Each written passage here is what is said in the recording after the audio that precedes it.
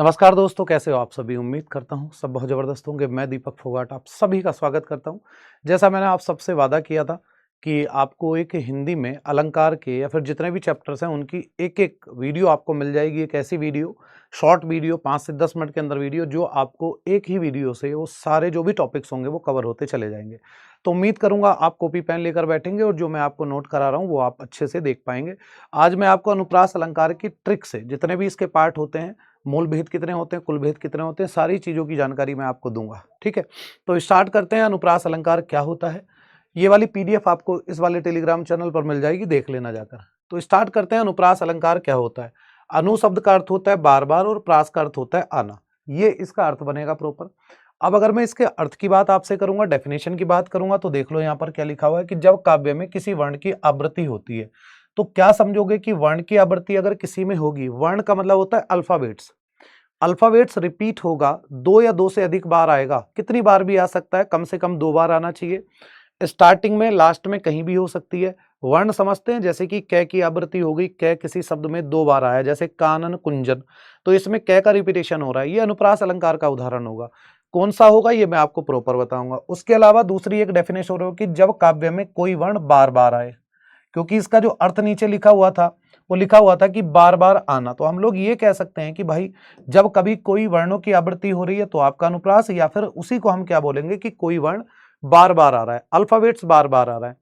इतना आप लोग समझ गए होंगे। मैं आपको एक एग्जांपल लिख के बताता हूं, जैसे कि मैं आपको ये लिख दूं कि कानन कुंडल कुंचित केसा, आपको मैं केवल इतना लिख दूं कि कानन कुंडल कुंचित केसा।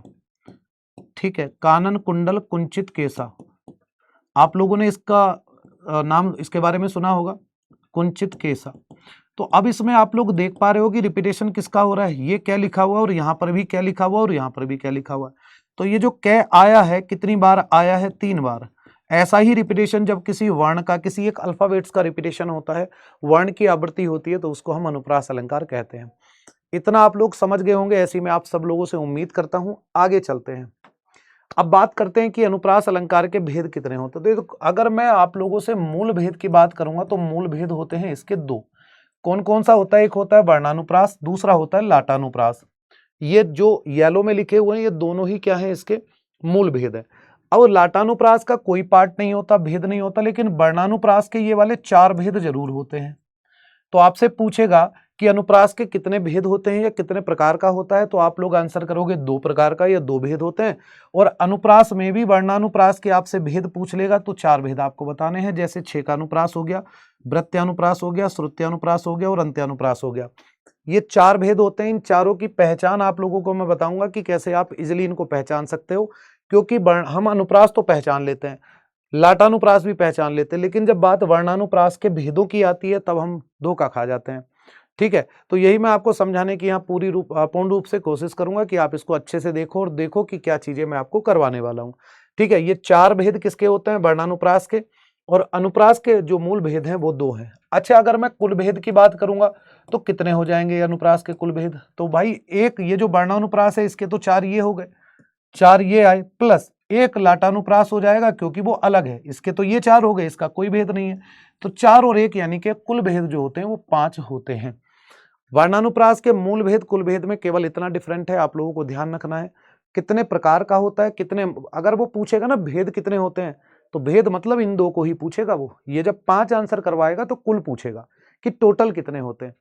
ठीक है, इतना आप लोग समझ गए होंगे। अब आगे चलते हैं, इनके बारे में विस्तृत रूप से जानकारी लेते हैं कि क्या होगा। जैसे देखो, छेकानुप्रास होगा तो इसकी सबसे बढ़िया पहचान जो ये है कि कोई भी एक वर्ण केवल कितनी बार आना चाहिए, 2 बार आना चाहिए। कोई एक वर्ण केवल 2 बार आना चाहिए। जैसे आप इसमें देख पा रहे होंगे, अति आनंद मगन महतारी, तो ये बताइए आप मुझे कि मगन महतारी में ये जो रिपीटेशन हो रहा है किसका हो रहा है, मगन में मैं का और महतारी में मैं का। कितनी बार आया, केवल 2 बार। तो यहां पर केवल 2 बार आया है तो हम लोग कह सकते हैं कि छेकानुप्रास है।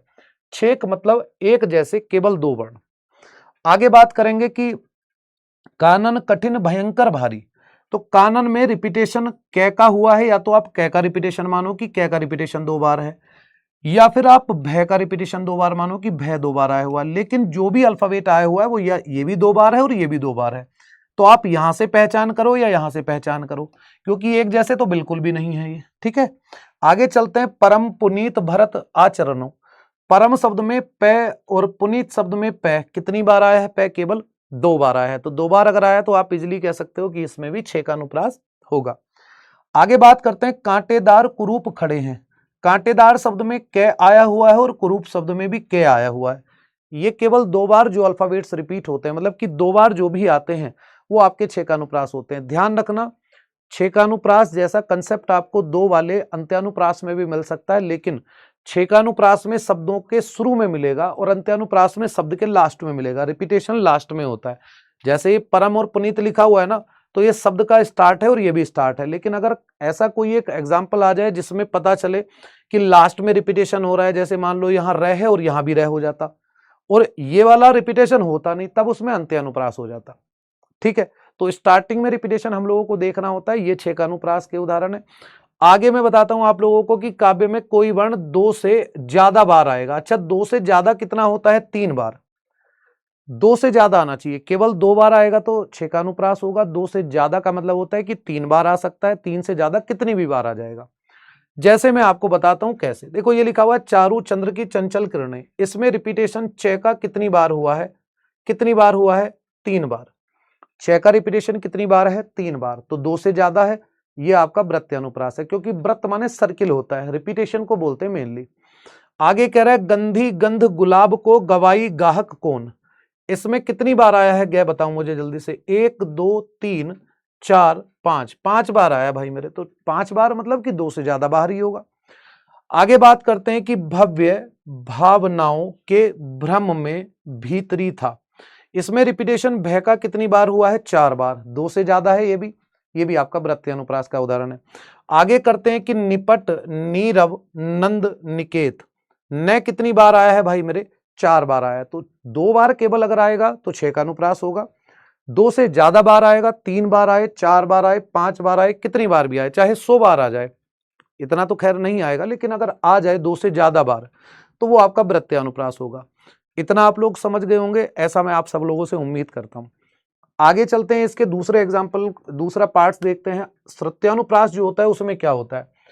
जो भी हमारे उच्चारित वर्ग होंगे, एक ही उच्चारित स्थान से उच्चारण किए गए अलग अलग वर्ण आने चाहिए। जैसे ये लिखा हुआ है तुलसीदास, ये लिखा हुआ है सीदत, ये लिखा हुआ है निसी और ये लिखा हुआ है दिन। अगर मैं इन सब की बात करूंगा, तुलसीदास से तय, सीदत से से, निसी से न और दिन से द, ये बताइए कि चारों एक ही उच्चारण स्थान से कौन से उच्चारित है? ये सारे ही दंत्य वर्ण हैं। ये सारे ही दंत्य वर्ण है। ऐसे अगर एक ही उच्चारित स्थान से, मतलब कि जब हम बोलते हैं तो एक ही उच्चारण स्थान से अलग अलग वर्ण आने चाहिए, तब आपका वो क्या होता है? श्रुत्यानुप्रास होता है। जैसे ये लिखा हुआ है कि दीनांत था। अब इसको आप देख लीजिए, इसको मान भी सकते हैं क्योंकि यहां भी थ है, ये भी द है। ये वाला आया हुआ है द और ये आया हुआ है थ। ये दोनों भी किससे आए हुए हैं? दांत से उच्चारित हो रहे हैं। और कम से कम 2 वर्ण ऐसे होने चाहिए जो अलग अलग हों और एक ही उच्चारण स्थान से उच्चारित हो। जैसे मेरी भव बाधा हरो, तो अगर मेरी भव बाधा हरो हम लिखेंगे तो उसमें भी मैं भय और बै का रिपीटेशन होता है शुरू में, और तीनों ही कहां से उच्चारित हो रहे हैं? ओष्ठ से उच्चारित हो रहे हैं। ओष्ठ्य वर्ण है लेकिन अलग अलग हैं, तो एक ही उच्चारण स्थान से अलग अलग वर्ण अगर आते हैं तो श्रुत्यानुप्रास होता है। अंत्यानुप्रास क्या होता है कि काव्य के अंत में एक जैसे कम से कम 2 वर्ण होने चाहिए। जैसे ये कह रहा है कि तज प्राणों का मोह आज सब मिलकर गाओ, यहां पर क्या आ रहा है भाई? ओ। और मातृभूमि के लिए बंधुबर अलख जगाओ, यहां पर क्या है? ओ आया है। एक जैसे कितने हो गए? ये कह रहा है कि काव्य के अंत में, ये काव्य लिखा हुआ है, काव्य के अंत में कम से कम 2 वर्ण रिपीटेशन अगर ये एक जैसों का होगा तो वो अंत्यानुप्रास होगा। जैसे नीचे लिखा हुआ है कि मंगल भवन अमंगल हारी, इसका लास्ट अल्फाबेट है ई, और द्रवहुष दशरथ अजर बिहारी, इसका भी लास्ट अल्फाबेट कौन सा है? ई। इन दोनों का ही रिपीटेशन यानी कि मेल हो रहा है, तो हम कह देंगे कि ये हमारा अंत्यानुप्रास का उदाहरण बन जाएगा। क्लियर है? इतना आप लोग समझ गए होंगे, ऐसी मैं आप सब लोगों से उम्मीद करता हूं। आगे थोड़ा सा चलेंगे तो मैं आपको बता दूं कि लाटानुप्रास क्या होता है कि जब कभी किसी काव्य में 2 पंक्तियां हों और दोनों पंक्तियों का, दोनों लाइंस का अलग अलग अर्थ होता है। लाट बोलते हैं पंक्ति को, अनुप्रास बोलते हैं रिपीटेशन, पंक्तियों का रिपीटेशन होता है। अब दो एक जैसी लाइन क्या लिखी हुई है, रोको मत जाने दो, रोको मत जाने दो। फर्क क्या है इनमें कि यहां पर जो कोमा लगा हुआ है वो रोको के बाद लगा हुआ और यहां पर मत के बाद लगा हुआ है। दोनों पंक्तियों का कोमा का स्थान परिवर्तन के कारण दोनों का अर्थ अलग अलग हो जाएगा। कैसे हो जाएगा मैं बताता हूं। पहले कहता है इसको रोको मत जाने दो, बाद में पता चल गया कोई प्रभावशाली व्यक्ति है तो बाद में कह दिया कि भैया रोको मत, इसको जाने दो। तो दोनों एक जैसी लाइन है, दोनों के अर्थ अलग अलग हैं। यही आपका लाटानुप्रास होता है। इसके आगे हम लोग डिस्कस करते हैं। तो जैसे ये लिखा हुआ है कि मांगी नाब ने, देखो सेम लिखी हुई है दोनों लाइंस, ठीक है। यहां पर न के बाद में कोमा लगा हुआ है और यहां पर न से पहले कोमा लगा हुआ है। केवल इतना डिफरेंट होता है, इसके अलावा कोई डिफरेंट नहीं होता है, ठीक है। तो अगर एक जैसी दोनों लाइंस, दोनों में कोमा का स्थान परिवर्तन हो गया और दोनों का अर्थ अलग अलग हो गया कि पहले नाब मांगी नहीं थी तब तो केवट आ गया था और बाद में पता चला कि भगवान श्री राम कौन है, बाद में नाब मांगी, केवट ने मना कर दिया, नाट गया केवट कि मैं नहीं आऊंगा, ठीक है। दोनों एक जैसी हैं। अब इसमें भी देख लो, पूत कपूत तो क्यों धन संचय और पूत सपूत तो क्यों धन संचय, लाइन दोनों एक जैसी हैं। फर्क जो है वो ये है कि इसमें क और स का डिफरेंशिएशन है, दोनों में अलग है। ये कह रहा है कि अगर आपका पुत्र कुपुत्र है तो आप धन इकट्ठा करके क्या करोगे, और आपका पुत्र अगर सुपुत्र है तो धन इकट्ठा करके क्या करोगे। क और स का जो डिफरेंशिएशन अंतर है ना, यही आपका लाटानुप्रास कहलाता है। लाटानुप्रास मतलब एक जैसी दो लाइन, दोनों के अर्थ या तो किसी एक अल्पविराम के कारण बदल जाए, स्थान परिवर्तन के कारण उसके, या फिर कोई एक ऐसा अल्फाबेट आ जाए जो अर्थ अलग बना रहा हो दोनों पंक्तियों का, ठीक है। इतना हुआ। आगे बात करते हैं कि लाटानुप्रास के ये वाला एग्जाम्पल भी आता है जिसमें एक कर्ता होता है, मतलब एक जैसे दो शब्द आते हैं जिनमें से एक होता है कर्ता और दूसरा होता है संप्रदान कारक। रीजन उसका संप्रदान कारक क्यों है, क्योंकि संप्रदान कारक की विभक्ति के लिए होती है और ये करने वाला जो है वो मनुष्य है, वही मनुष्य है जो मनुष्य के लिए मरे। एक जैसे दो शब्द, दोनों का एक ही अर्थ होगा, मनुष्य का अर्थ भी मनुष्य है, उस मनुष्य का अर्थ भी मनुष्य है, लेकिन ये कर्ता कारक है वो संप्रदान कारक है। ये वाला सेंटेंस एग्जाम में आप लोगों से काफी पूछा जाता है, उम्मीद करता हूं आप इसको समझ गए होंगे। लाटानुप्रास के या तो एग्जाम्पल जो मैंने अभी कराए थे पीछे वो होते हैं, या फिर ये वाला आता है। तो दो प्रकार के एग्जाम्पल आपको यहां देखने के लिए मिल जाते हैं। उम्मीद करता हूं आप लोगों को ये चीजें समझ में आई होंगी। ये जो होमवर्क दिया हुआ है ना आपको, अनुप्रास अलंकार, आपने क्या सीखा इसका आप लोग आंसर कमेंट सेक्शन में कर देना होमवर्क के रूप में।